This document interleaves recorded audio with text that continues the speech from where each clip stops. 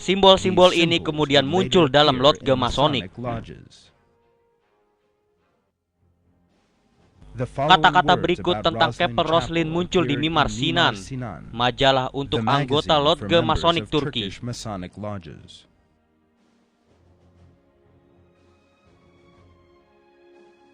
Terdapat banyak unsur dekoratif pagan di dalam gereja, sehingga seorang pendeta menuliskan kisah tentang pembaptisan yang dilakukan oleh Baron Roslin di tahun 1889 mengeluhkan, karena gereja dipenuhi oleh patung-patung pagan, tidak ada tempat yang sesuai untuk menyelenggarakan sakramen. Pada tanggal 31 Agustus 1592, berkat tekanan yang dilakukan terhadap Baron Oliver S. de Clare dari Roslin, altar Keppel yang bergaya pagan pun dihancurkan.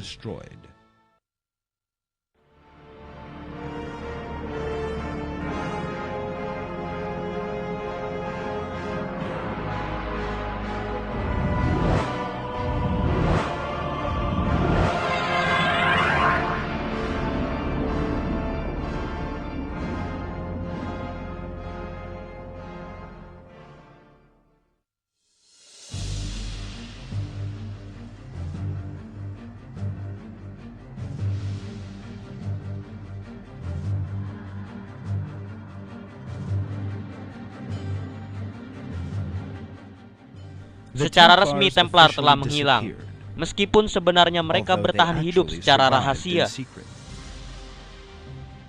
Beberapa kesatria yang lolos dari penangkapan melarikan diri ke satu-satunya kerajaan di Eropa pada abad ke-14 yang tidak mengakui kekuasaan gereja Katolik, yaitu Skotlandia.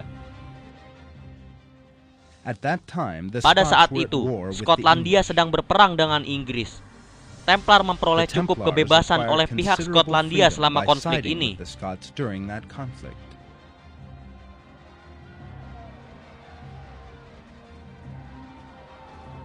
Mereka menyusup ke Serikat Tukang Batu, salah satu organisasi yang paling berpengaruh pada masyarakat sipil di waktu itu. Kemudian serikat ini memperoleh politik dan filosofi pribadi yang akhirnya berubah menjadi lodge rahasia Masonik. Inilah bagaimana transisi dari operasi masonri yang terjadi, menurut sumber-sumber Masonik. Untuk alasan inilah ritus Skotlandia merupakan lodge Masonik pertama yang didirikan oleh para Templar di Skotlandia, adalah cabang tertua Freemasonry. Ada kemiripan yang mencolok antara kedua organisasi ini. Ketika kita membandingkan ritual dan simbolisme Masonik dengan para Templar, sejumlah hal yang menonjol nampak terlihat. Penggunaan bangunan kuil Sulaiman dianggap sebagai simbol fundamental dalam Freemasonry, dikenal oleh Master Hiram. Sesuai dengan perjanjian lama, profesi Stone Masonry dan simbol serupa didasarkan pada perjanjian lama dan ajaran kabalistik di mana upacara, sumpah dan banyak praktek lain seluruhnya kembali pada tradisi Templar.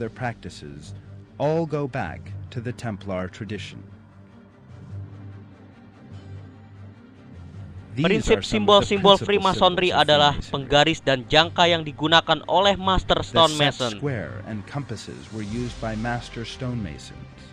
Untuk alasan ini, mereka melahirkan makna khusus bagi kaum Mason dan kesatria Templar dengan sejarah yang sama. Salah satu kemiripan yang ditemukan adalah struktur organisasi mereka.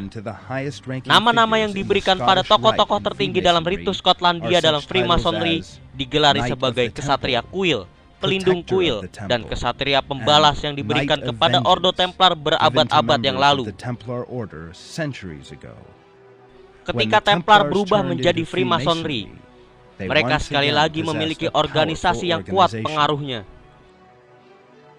Pada saat yang sama, mereka mulai menyebar dengan cepat ke seluruh Eropa dengan penyamaran yang mereka lakukan secara sempurna. Selain Freemasonry, Templar juga mendirikan organisasi Rosecroix. Fokus utama organisasi ini adalah alkimia dan sihir.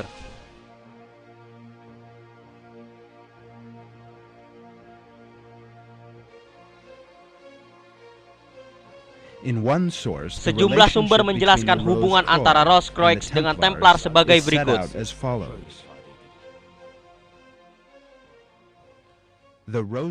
Rosy Cross berasal dari palang merah para Templar. Mirabeau, yang sebagai seorang Freemason dan Illuminati, berada dalam posisi penemuan banyak fakta tentang perkumpulan rahasia Jerman selama tinggal di negeri itu. Jelas menegaskan bahwa Mason Rosecroix pada abad ke-17 hanyalah orde kuno Templar yang secara diam-diam diabadikan.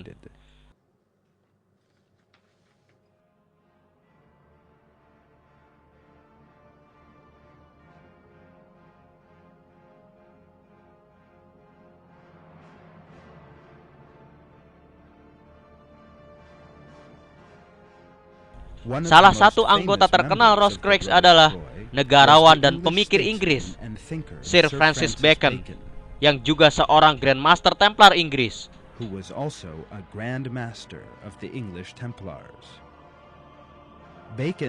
Bacon menetapkan struktur negara yang diimpikan Templar di dalam bukunya, New Atlantis. Tujuan utama dari pekerjaan mereka adalah untuk menguasai dunia dan menggunakan kekuatan mistik yang Templar ajarkan. Organisasi lain yang dibentuk oleh Templar di samping Rosecroix merupakan perkumpulan rahasia yang disebut Illuminati. Pemimpin organisasi ini adalah seorang ateis fanatik, Adam Weishaupt. Semua organisasi ini dijalankan di belakang layar oleh Templar. Tujuan dari organisasi ini adalah untuk menghancurkan keyakinan beragama dan untuk memaksakan dunia ateis dan pandangan dunia materialis Templar yang bersifat anti-agama. Untuk itu, gerakan sosialis besar pertama dipersiapkan dan telah dijalankan. Itulah Revolusi Prancis. Count Cagliostro yang memainkan peran di belakang layar dalam revolusi ini adalah seorang Mason.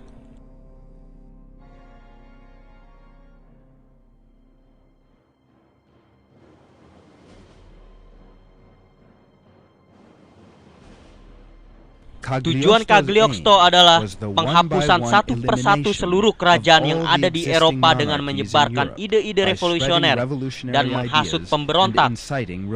Mengingat perannya sebagai agen Lodge, Cagliostro mengakui semua hal ini ketika ia tertangkap. Dalam pengakuannya, ia menyatakan bahwa para Mason direncanakan untuk menyebarkan revolusi ke seluruh Eropa, dan tujuan mereka adalah untuk menyelesaikan setengah pekerjaan para Templar dan untuk tujuan menghancurkan gereja dan semua keyakinan beragama. Revolusi Prancis di sana dimulai dengan periode teror yang dipimpin oleh Jacobin. Kebanyakan dari mereka adalah kaum Mason. Puluhan ribu orang dikirim ke Gaulentin, terutama orang-orang yang beragama dan penduduk monarki. Raja Prancis pun dieksekusi.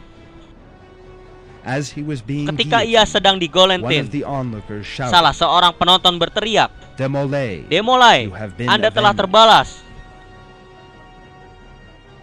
Setelah jeda 400 tahun, para Templar akhirnya telah membalas dendam untuk Grand Master mereka, Jacques de Molay, dan saudara-saudara mereka yang lainnya yang telah dibakar hidup-hidup.